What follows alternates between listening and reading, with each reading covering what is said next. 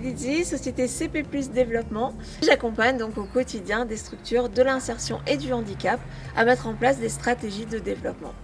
Donc comment mettre en place une stratégie de développement? Il y a plusieurs étapes, il y a une méthodologie à respecter. C'est au départ de tenir compte de son environnement externe. Alors on appelle étude de marché, on peut appeler une photo, un panorama de l'instant T de notre environnement. En tout cas, c'est toujours nécessaire et bénéfique de lever la tête et de se dire finalement qu'est-ce qui gravite autour de moi.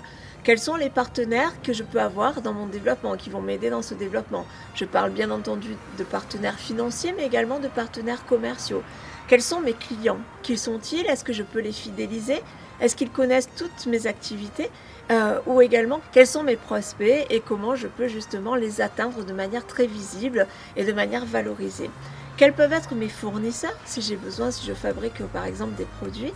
Et quel est l'environnement global, politique, macro qui m'entoure? Tout simplement, quelles sont les réglementations qui vont venir sur telle ou telle activité? Tout ça, ça permet de prendre un panorama, de lever la tête à un instant T et de pouvoir ainsi dégager les opportunités, mais également les menaces de notre territoire et de mon activité. Donc ça, c'est le territoire, c'est tout ce qui est diagnostic externe. Mais évidemment, en parallèle, ce qu'on peut mettre, c'est le diagnostic interne. Quelles sont les forces et atouts de ma structure et à l'inverse, quelles en sont les faiblesses et les axes d'amélioration à apporter. Donc un diagnostic interne, c'est tout simplement, encore une fois, faire une photo à un instant T de différents thèmes. Comment sont mes ressources humaines? Est-ce que j'ai besoin de davantage de formation? Quel sont l'état de mes finances? Est-ce que j'ai de quoi investir? Quelle est l'autonomie de ma structure par rapport à l'association en globalité? Quels sont mes partenaires aujourd'hui? Comment est ma relation client? Est-ce que je communique et comment? Est-ce que je suis suffisamment visible? Est-ce que je dégage l'image dont j'ai besoin? Beaucoup de questions. J'ai une grille matrice qui fait quelques pages qui permettent de repérer en fait là où ça va bien et quelles sont mes forces et mes atouts, mais inversement sur quel support on va pouvoir agir pour apporter des solutions.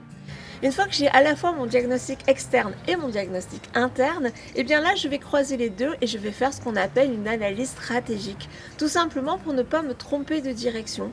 Et en fait, cette analyse va nous permettre de trouver la meilleure stratégie possible. Quelles sont les activités à développer? Peut-être celles à arrêter? Quels sont mes tarifs pour pratiquer? Est-ce que je suis en cohérence avec mon marché ou alors il faut que je les rehausse?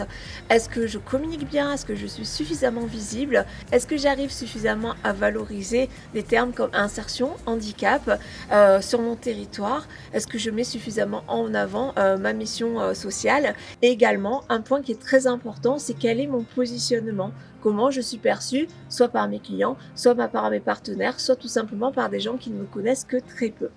Voilà à quoi sert une stratégie et comment on va la mettre en place.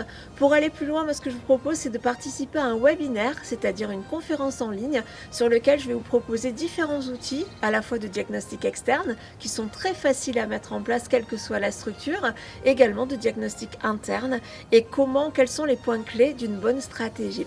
Je vous propose donc de vous inscrire via le lien ci-dessous et n'hésitez pas à me poser toutes les questions en amont du webinaire pour que je puisse y répondre durant cet événement.